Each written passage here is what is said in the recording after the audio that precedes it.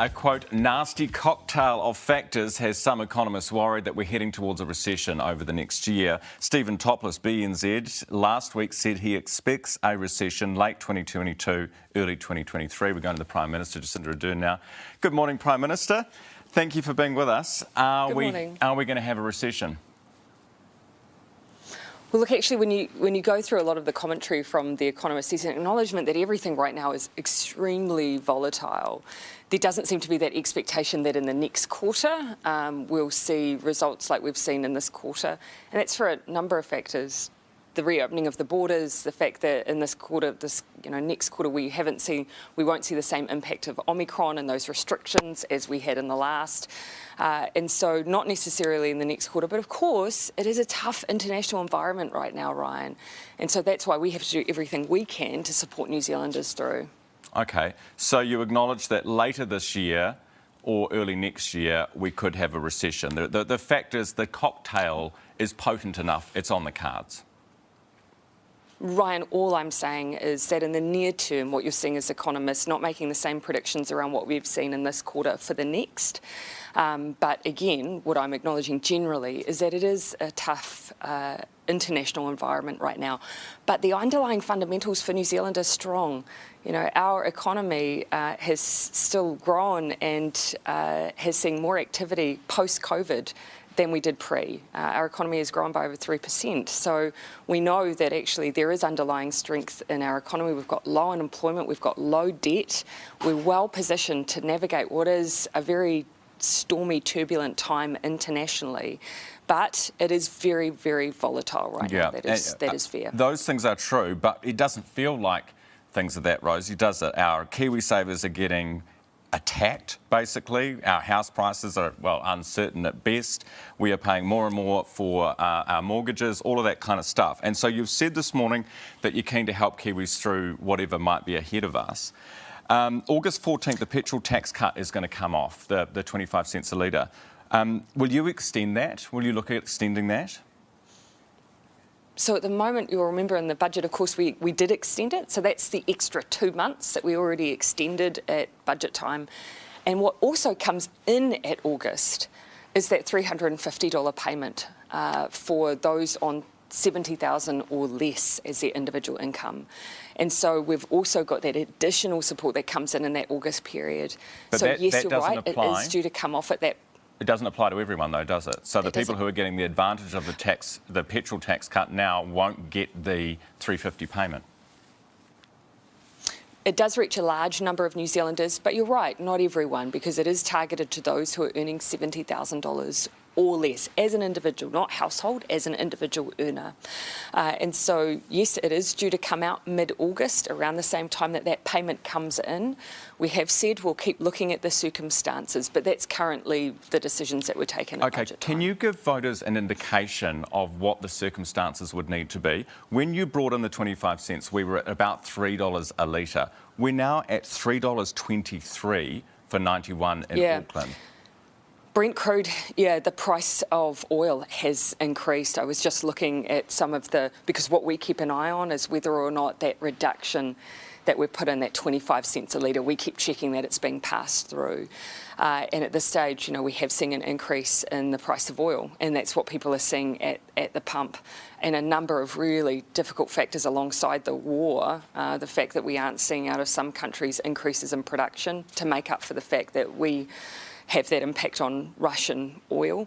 So it is very, very tough right now. Ryan, I don't want to give a prescriptive, if X happens, Y happens. What we have said is, yes, it is due to come off in August, but in the same way that we had a look at the circumstances, we will keep doing that.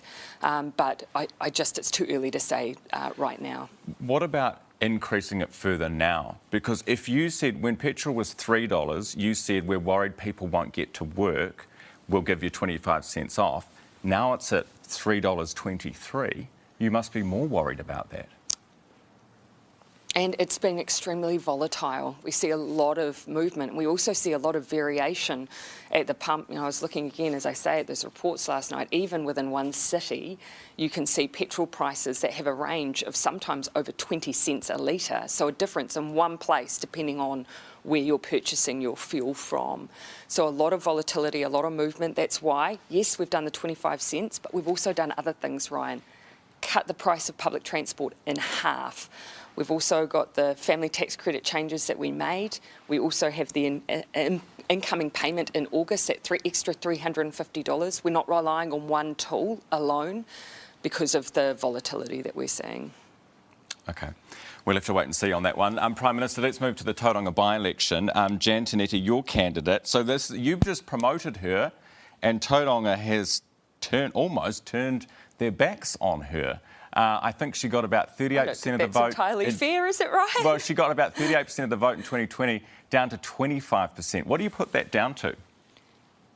Well, first of all, 2020 was an extraordinary election. So one of my comparison points is actually not just one, but if we look over a number of decades, in a seat that Labour hasn't won. So just to put into a little bit of historic context there, and can I give my congratulations to Sam as well before I share this analysis. So if you look back over the past few decades, Jan actually delivered one of the better results that Labour has had over that period of time. So it was akin to what we received in 2017 when we obviously formed a government.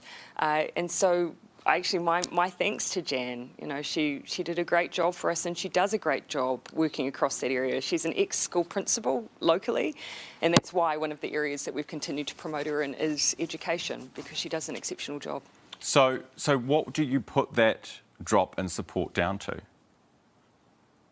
Again, I'm reflecting over the course of a couple of elections, and again in 2017 when we took office, Jan has a comparable outcome to then. The other thing, Ryan, I would say is but the last election, by-elections are quite hard. By-elections are quite hard. Again, Ryan, I'm not going to set 2020 as a marker generally because it was an extraordinary result. We're a majority government. That is rare in New Zealand electoral history.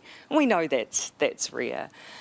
If your question to me is, are we taking feedback from voters? Are we hearing what's going on out there in the electorate? Absolutely. That's not just recorded by one by-election though. Every day, our MPs are out there on the ground hearing what the concerns are for New Zealanders. And we know that one of those right now are things like the cost of living. And that's why our budget was so heavily centred around that. You're not expecting any more by-elections anytime soon? Oh, well, I'm in politics. You never say never. There's always things that crop up that might cause some change. That's not unusual. But nothing you're aware of? Again, I'm not going to rule anything in or out in these uncertain environments like politics, Ryan. So yeah, I know, but surely you can tell us this morning that you aren't expecting any more by-elections. I have no current by-elections that I'm anticipating. Okay. Let's move on to the emergency departments. They've obviously been under a lot of strain recently, Prime Minister, and there was a report from late last year that 18 of 20 emergency departments, DHB emergency departments, were failing to meet wait time targets. We had that awful story last week of a patient who turned up at Middlemore. They were so busy, they left because of the wait times, and they later died. Middlemore says they're under extreme pressure. Are you 100% certain that the money that is going into funding the new Health New Zealand, this new so-called bureaucracy, the very expensive funding that's going towards that, wouldn't be better spent on the front line to help with issues like this? It's Ryan, first of all, that's exactly what Health New Zealand is about. The idea, I totally disagree.